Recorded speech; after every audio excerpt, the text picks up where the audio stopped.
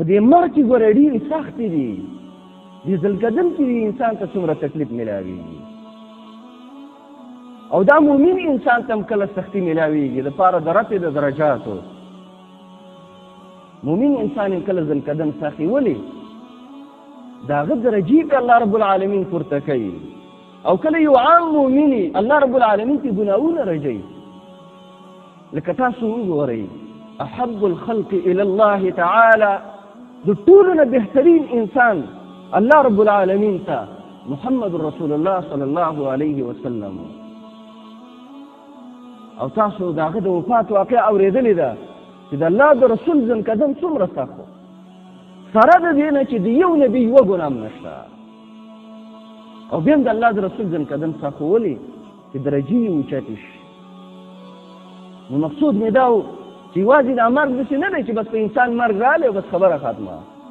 نه، د دې مرګ کې هم ګوره ډېرې سختۍ دي، ډېر تکلیف به انسان ته میلاوي. عائشة رضی الله عنها فرمایي که چې د نبي صلی الله علیه وسلم خواته رکوه هغه لوښي ته ویلی کېږي چې د لرګي نه جوړي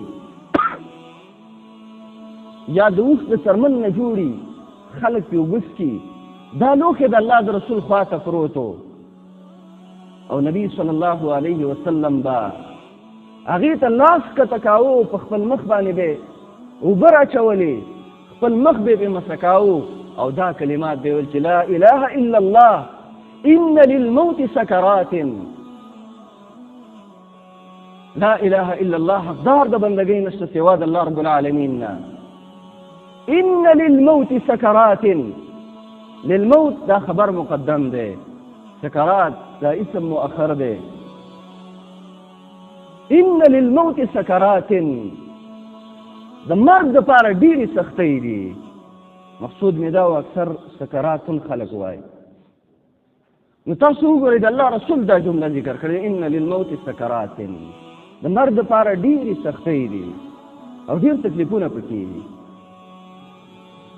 او تاسو ته هغه واقعه معلومه ده، نبی صلی الله علیه وسلم تقول النبي صلی الله علیه وسلم، نبی صلی الله علیه وسلم بیماری چې کله زیاته شوله یتغشاه، نبی صلی الله علیه وسلم فلزان پټ د ډېر تکلیف د وجې نه فاطمې رضی الله عنها وفرمایل وا کرب اباه، ای د پلار مصیبته، زما پر پلار باندې څومره مصیبت دی او څومره تکلیف دی.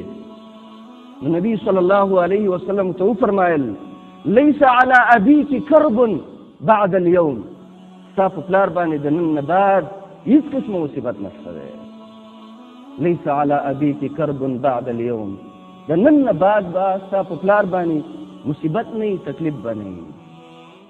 نو تاسو وګورئ زمونږ او ستاسو دا ذهنونه خو داسې دي چې بس پلانکي مړ شو لا اله الا الله یې ویلي او بس جنت ته لاړی. نه، د دې مرګ په وخت کې ګوره ډېر تکلیفونه دي مؤمن انسان ته. ذوالقدم دی، دشمن به دې سر ته ناست وي، ناشنا وسوسې به در اچوي. کله کله انسان د ذوالقدم په وخت کې ګمراه شي. ولې ملایکې یو طرف ته راکاږي، شیطان ورته هغه ته بل طرف ته دعوت ورکوي.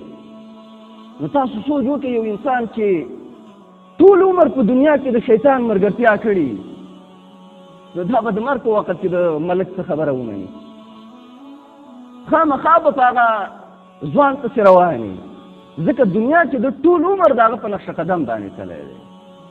نو د دې د وجې نه په دې دنیا کې ځان لږ نیغ کوي او ځان لږ برابر کوي، ځکه دا زمونږ د برابروالي ځای دی، دا زمونږ د تربیت ځای دی. د دې کې به مونږ تربیت یادوو، آداب به یې زده کوو، اخلاق اعمال به یې زده کوو، د آخرت د سفر دپاره به چل یې زده کوو چې د آخرت دې سفر ته به په کومه طریقه باندې مونږ په نږدې لار باندې وځو. لکه یو سړی چې د یو ملک نه بل ملک ته مزدورۍ لري څومره تپوسونه کوي، اویزه به خرچه ډېره راځي، که په غلا لاړ شم او که په دریاب کې لاړ شم او که په کښتۍ لاړ شم. خو د آخرت د سفر دپاره چا هم دا خبرې ونه کړي چې کومه لاره به آخرت ته ډېره نږدې وتې چې په هغې وځم، او کومې لارې چې د آخرت دپاره نږدې وتې دي هغه خلکو ګوره لرې کړي دي. د آخرت ته نږدې لار دوه شیونه دي، قرآن او سنت. په دې لار باندې انسان آخرت ته ډېر په نږدې رسېدلی شي. بهر تقدیر مقصود یې دا بیاناوه چې د مؤمن شان به دا وي، طریقه به یې دا وي چې دی به مرګ یادوي او د دې مرګ په وخت کې چې کومې سختۍ دي، کوم تکلیفونه دي، دا به یادوي.